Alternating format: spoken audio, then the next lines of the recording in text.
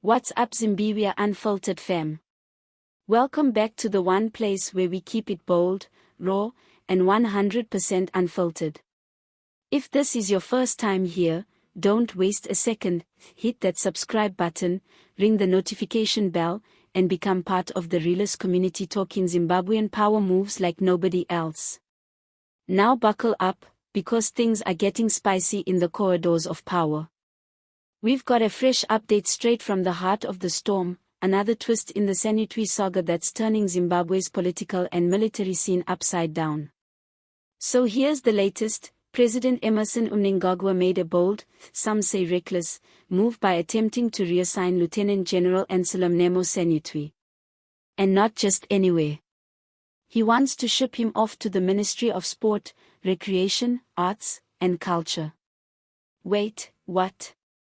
From commanding soldiers to organizing football matches and art exhibitions. Come on, let's be serious. But here's where it gets really juicy. The military ain't having it. At all. Top army brass are defying Mnangagwa's directive, saying this isn't just a demotion, it's illegal. Why? Because according to the Defense Act, you can't just shuffle around a senior military official like it's a game of musical chairs. The law says any removal or reassignment must go through Parliament, with the proper notification and transition procedures. And guess what? That hasn't happened. So legally speaking, Senutwi is still in charge. Let that sink in. This isn't just a procedural mix-up, this is a full-blown institutional standoff. You've got the commander-in-chief trying to flex his muscles, and the military leadership standing tall, saying, nope, not today, not like that. Welcome to the deep dive. Today we're jumping into something pretty significant unfolding in Zimbabwe. Yeah, it looks like a major power struggle, doesn't it? Between President Mnangagwa and, well, the military leadership. Exactly. And it centers on a really unexpected move by the president. Right. He's trying to reassign Lieutenant General Anselm Nemo Senutwi. Now, this isn't just any officer. No, he's very senior, top brass. Absolutely. And the proposed new job, Minister of Sport, Recreation, Arts, and Culture. From commanding troops to, well, cultural affairs. It's quite the leap. It is. And the reaction from the military, according to our source material, is, well, it's defiance. They're flat out refusing. That's the report.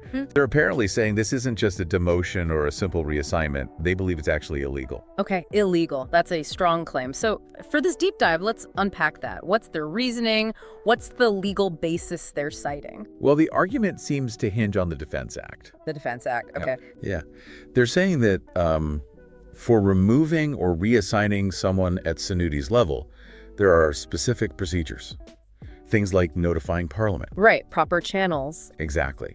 And the military's position, as we understand it, is that these steps just haven't been taken. So in their eyes, the order isn't valid, and General Senutwi technically remains in his military post. That seems to be the implication of their stance, yes. It's a direct challenge. And we need to understand who Lieutenant General Senutwi is in this context. He's not some minor figure they can just shuffle around easily. No, not at all. The source describes him as highly respected, well connected to. Still influential within the Zimbabwe Defense Forces, then. Apparently so. Which makes this attempted reassignment feel, well, possibly quite disrespectful from the military's perspective. Like a slight against not just him, but maybe the institution itself. Challenging its structure, its importance. You could certainly interpret it that way. It sets up this institutional standoff. Yeah, it's the president's executive authority versus the military's sense of its own integrity and the rules governing it. Precisely. Yeah. And you have to remember the context in Zimbabwe. The military has, historically, been a very significant player in the political landscape. So this isn't happening in a vacuum, this kind of public disagreement. It could be destabilizing, couldn't it? It certainly has that potential. It really tests that delicate balance between the civilian government and the military. So where does it go from here? What are the possibilities? Does Mnangagwa back down, try to sort this out quietly? That's one option, perhaps. Finding some behind-the-scenes resolution. Or does he double down, escalate the situation? That's the risk, isn't it? pushing it could lead to a much deeper crisis. And the source mentions silence from the State House, from the president's office. Yeah, that silence is noted. It kind of suggests this is a really tense moment. Maybe they're unsure how to proceed. No easy answers. It really raises questions about the limits of presidential power when faced with pushback from an institution as powerful as the military, especially if the legal grounds are shaky. Right. If he forces it without following the procedure they believe is correct, he risks alienating a key power base. But if the military successfully defies him on this... Well, that could set a precedent too, Yeah. about the boundaries of civilian control over the military. It's a complex situation. So wrapping this up then, what we're seeing is a really significant constitutional and institutional challenge playing out. Definitely. This attempt to move a top general, seemingly without following the steps the military believes are required by law, has sparked this major confrontation. And how it gets resolved, whether through compromise, escalation, or something else, could really have far-reaching consequences for stability and power dynamics in Zimbabwe. It truly could. And that brings us maybe to a final thought for you, the listener. Yeah. Just consider this.